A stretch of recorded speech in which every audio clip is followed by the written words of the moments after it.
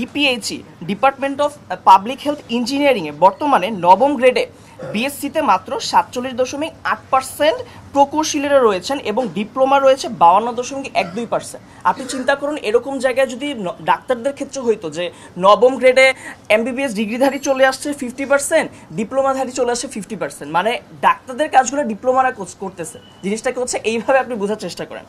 তারপর হচ্ছে ঢাকা ওয়াসা নবম গ্রেডে বিএসসি মাত্র হচ্ছে 22% আর ডিপ্লোমা হচ্ছে 77%।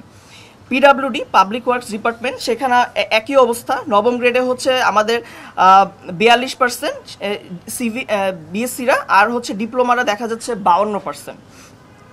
একইভাবে হচ্ছে আমাদের রোডস অ্যান্ড হাইওয়ে ডিপার্টমেন্টও একই অবস্থা। এবং এখানে মেনশন করতে চাই, ডিপ্লোমারা দশম গ্রেডে নিয়োগ পাওয়ার পরে এরকম আরএসডি পিডাব্লিউডিতে নবম গ্রেডে পদোন্নতি পেয়ে বিসিএস ক্যাডার হয়ে যাচ্ছে। আপনি চিন্তা করুন যে যেই ছেলেগুলো হচ্ছে স্কুলের পর এইচএসসি পরীক্ষা দিল, একটা বড় অ্যাডমিশন ফেজ পার করলো, তারপরে গিয়ে লম্বা সময় বিএসসি ডিগ্রি অর্জন করে তারপর সে বিসিএসে অ্যাপ্লাই করতে পারলো।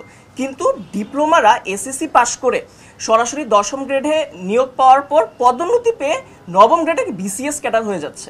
আসলে এরকম হাস্যকর বিষয় বাংলাদেশ ছাড়া আপনি কোনো জায়গায় দেখবেন না। এই বৈষম্যের প্রেক্ষিতে আমাদের হ্যাঁ আচ্ছা, আরএসডিতে আমি একটু মেনশন করে দিতে চাই যে আমাদের বিএসসি ডিগ্রিধারীরা আরএসডি আচ্ছা, সরকারি প্রকৌশলী পদে চলতি দায়িত্বে নিয়োজিত কর্মকর্তার সংখ্যা হচ্ছে 78 জন এবং সরকারি প্রকৌশলী যান্ত্রিক পদে চলতি দায়িত্বে নিয়োজিত কর্মকর্তার সংখ্যা হচ্ছে 7 জন। এই জিনিসগুলো হচ্ছে দশম গ্রেডে যখন ডিপ্লোমাধারীরা হচ্ছে নিয়োগ পায়, তারপর তাদেরকে নবম গ্রেডে চলতি দায়িত্ব হিসেবে নিয়ে আসা হয়।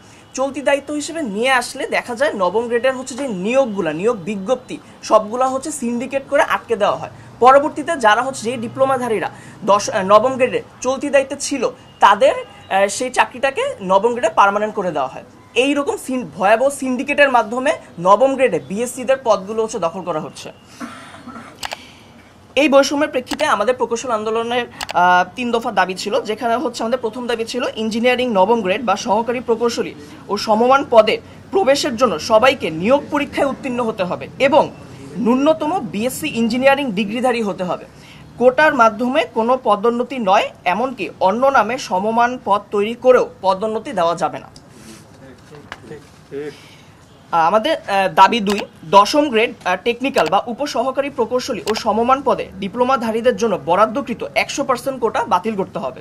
ওই পদের জন্য ন্যূনতম শিক্ষাগত যোগ্যতা ডিপ্লোমা ইন ইঞ্জিনিয়ারিং নির্ধারণ করতে হবে এবং উচ্চতর শিক্ষাগত যোগ্যতা সম্পন্ন স্নাতক ও স্নাতকোত্তর ডিগ্রিধারী প্রকৌশলীদের আবেদন করার সুযোগ দিতে হবে। 3, বিএসসি ইঞ্জিনিয়ারিং ডিগ্রি ব্যতীত কেউ নামের পাশে ইঞ্জিনিয়ারিং পদবি ব্যবহার করলে কঠোর আইনানুগ ব্যবস্থা গ্রহণ করতে হবে। আপনারা জানেন, আমাদের এই দাবির প্রেক্ষিতে পরবর্তীতে সংশ্লিষ্ট প্রশাসন আমাদের সাথে আলোচনায় টেবিলে বসতে রাজি হয় এবং আমরা এই উদ্যোগকে অবশ্যই সাধুবাদ জানাই। দাবিসমূহের যৌক্তিকতা পরীক্ষা নিরীক্ষা পূর্বক সুপারিশ প্রণয়নের জন্য একটি কমিশন গঠন করা হয়, যেখানে সংশ্লিষ্ট ব্যক্তিবর্গরা প্রকৌশলী এবং ডিপ্লোমাধারী উভয় পক্ষকেই আলোচনার টেবিলে ডাকে এবং সকলের যুক্তিতর্ক সমানভাবে উপস্থাপনের সুযোগ করে দেয়, যাতে কারো প্রতি কোনো রকম বৈষম্য তৈরি না হয়। কিন্তু আমরা লক্ষ্য করছি যেটা, আলোচনার টেবিলে শান্তিপূর্ণ সমাধানের সুযোগ থাকা সত্ত্বেও আজকে গাজীপুরে রেলপথ অবরোধের ঘোষণা দেওয়া হয়েছে ডিপ্লোমাধারীদের পক্ষ থেকে।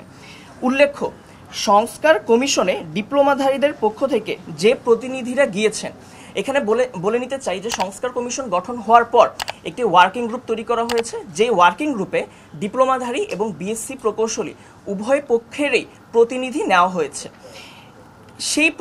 সেখানে ডিপ্লোমাধারীদের যে প্রতিনিধিরা রয়েছেন, তার মধ্যে তারাই সড়ক অবরোধ করে সহিংস আন্দোলনে যাওয়ার জন্য ক্রমাগত উস্কানি দিয়ে